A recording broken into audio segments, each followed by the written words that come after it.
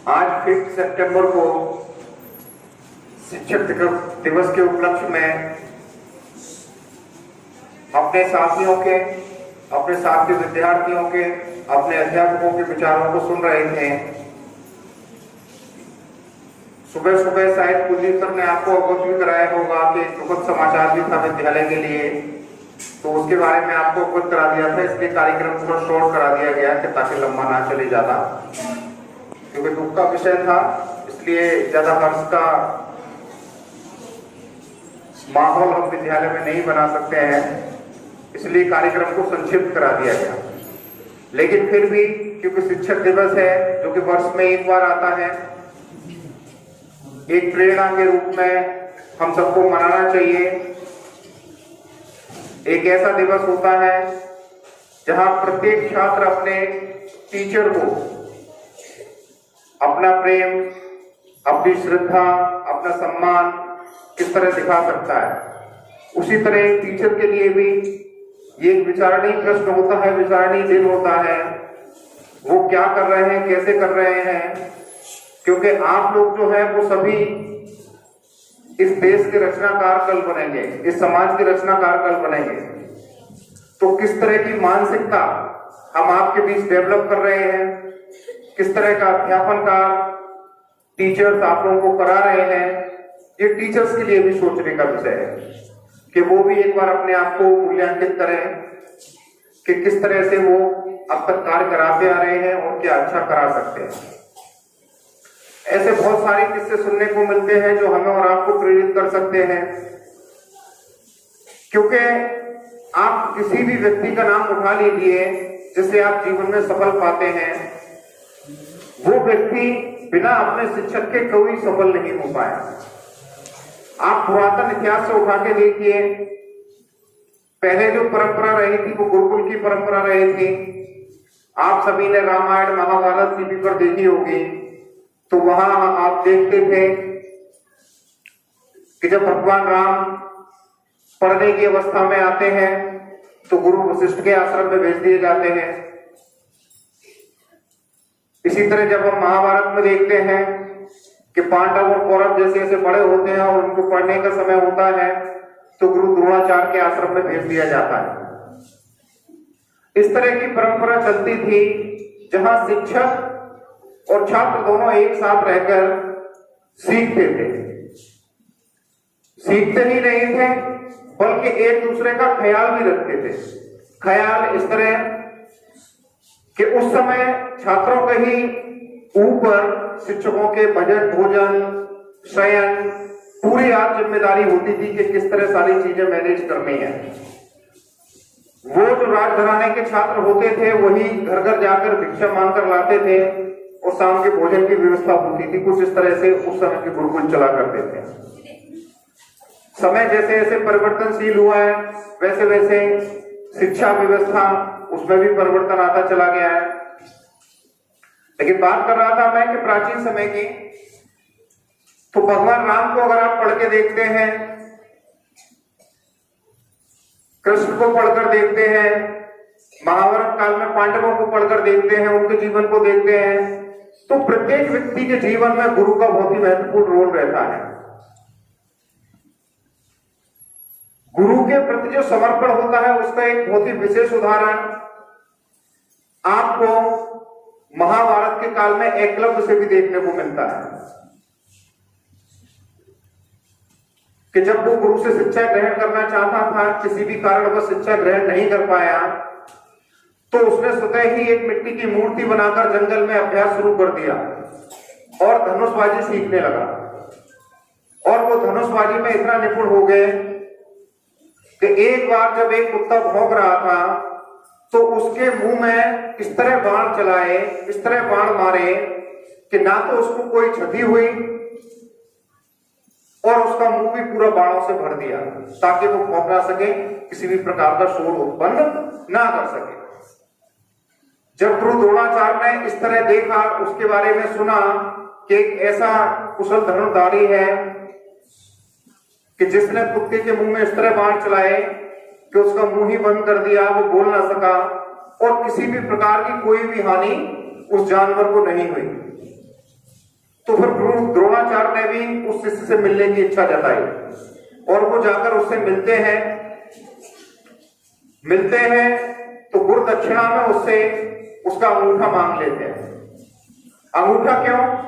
क्योंकि धनुर्विद्या, अगर आप लोगों ने भी छोटे छोटे हैं आप लोग, आप रामलीला का समय आने वाला है तो धनुष तीर वगैरह बिकना शुरू हो जाएंगे, तो आप लोग भी परचेज करेंगे, तो हम देखते हैं कि उसमें अंगूठे का बहुत ही इंपॉर्टेंट रोल रहता है।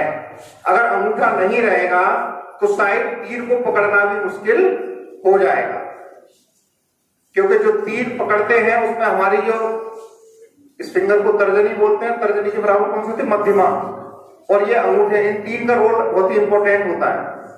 तो अंगूठा ही मांग लिया जिससे कि वो धनुर्विद्या ना कर पाए, और उसने भी वो हंसते हंसते दे दिया। तो कुछ इस तरह का समर्पण एक दूसरे के प्रति हुआ करता था। वर्तमान समय में जैसे जैसे परिस्थितियां बदल रही हैं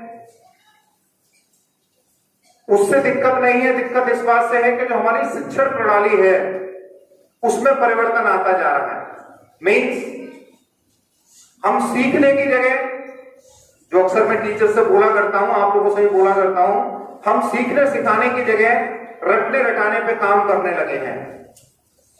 हम सरकारी व्यवस्था में जाके देखते हैं तो टीचर्स के ऊपर बहुत प्रकार के बोझ दे दिए गए हैं। बोझ इन द सेंस, अगर आपके माता पिता, कोई भी अड़ोसी पड़ोसी या परिवार में कोई भी व्यक्ति अगर गवर्नमेंट शिक्षक है तो हम देखते हैं विभिन्न प्रकार की योजनाओं को संपन्न कराने का कार्य भी उन्हीं टीचर्स को दे दिया जाता है। उन योजनाओं को कंप्लीट करने के लिए गवर्नमेंट के अधिकारियों को उनको बहुत प्रेशर होता है। लेकिन शिक्षण व्यवस्था के चेक करने के लिए आप किस तरह पढ़ा रहे हो, किस बच्चे का क्या विकास किया आपने, किस बच्चे में क्या कमी थी, इस पर कभी कोई मूल्यांकन नहीं होता। लेकिन गवर्नमेंट की विभिन्न योजनाएं आती रहती है, उनको लेकर अक्सर उन पर प्रेशर बनाया जाता रहता है और उनसे काम भी लिया जाता है और वो काम करते हैं। लेकिन शिक्षण व्यवस्था की बात करें, उनके विद्यालय स्तर पर बात करें तो कोई भी कार्य नहीं पूछता है कि आपने वाकई में क्या विद्यार्थियों के साथ उन्नति हासिल की है।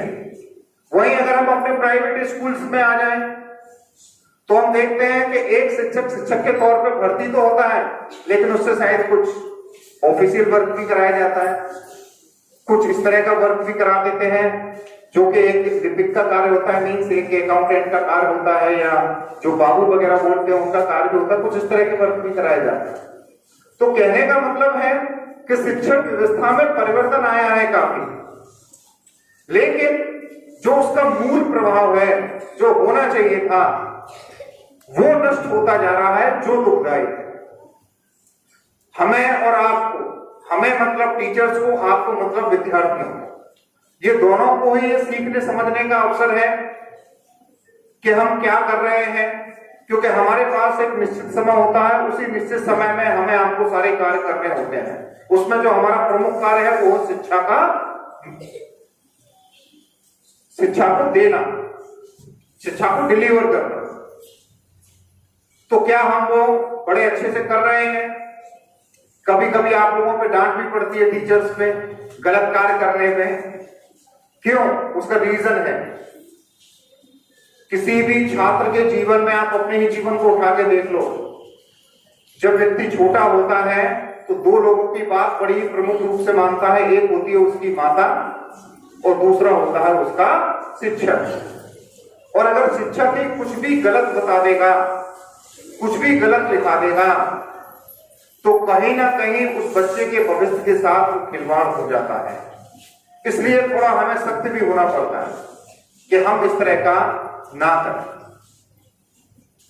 जब हम देखते हैं कि वर्तमान समय में दुनिया की बेहतरीन शिक्षा व्यवस्था कहां है, तो भारत जैसे देश में शिक्षक बनना बहुत ही आसान है, लेकिन जापान जैसे देश में और स्पेशली फिनलैंड जैसे देश में, जो कि दुनिया के सबसे अच्छी शिक्षा व्यवस्था को संचालित कर रहा है, उस देश में शिक्षक बनना एक, आप ये समझिए, वहां के ब्यूरोक्रेट से ज्यादा कठिन है, वहां के वैज्ञानिक से ज्यादा कठिन है शिक्षक बनना। मतलब शिक्षक बनने के लिए इतने स्टेप्स हैं, जो आपको फॉलो करने पड़ते हैं, तब जाके आप एक शिक्षक का दर्जा प्राप्त कर पाते हैं, और वहीं जाके शिक्षक को वीवीआईपी का दर्जा प्राप्त होता है उस जैसे देश में। जब हम जापान में चले जाएंगे, जब हम फिनलैंड जैसे देश में चले जाएंगे, तो हम देखते हैं कि यहाँ शिक्षकों को वीवीआईपी का दर्जा प्राप्त होता है, जबकि हमारे देश में स्थिति यह है कि अनपढ़ नेताओं को वीवीआईपी का दर्जा प्राप्त होता है। तो ये कहीं ना कहीं हमारे जो शिक्षा व्यवस्था है उसकी विडंबना है। तो मेरा आप सभी से यही अनुरोध है, टीचर्स के लिए भी एक सीख होनी चाहिए। शिक्षक दिवस अभी हम लोग बैठेंगे तो और भी चर्चा करेंगे, और बच्चों आपके लिए भी होनी चाहिए कि जब आप अपने टीचर्स के लिए समर्पण रखेंगे, श्रद्धा रखेंगे, भाव रखेंगे, तब कहीं जाके आप अच्छा ज्ञान अर्जित कर सकते हैं। अगर आपको अपने टीचर्स पे विश्वास नहीं है, अगर आप अपने टीचर्स का सम्मान नहीं कर सकते हैं, अगर आप अपने टीचर्स के सम्मान में सर नहीं झुका सकते हैं, तो शायद आपका शिक्षा ग्रहण करना भी नामुमकिन हो जाएगा। हम मंदिर जाते हैं, भगवान कहता है सर झुकाइए, फिर भी किस लिए झुकता है? श्रद्धा की वजह से, समर्पण की वजह से, आस्था की वजह से, कि हम उसे मानते हैं। भगवान हमें कुछ देता है क्या? तुमने सिर झुकाया, ये लो प्रसाद। प्रसाद तो पंडित देता है ना, जब उसे पैसे मिलते हैं। टीचर्स भी ठीक आपके लिए उसी तरह हैं।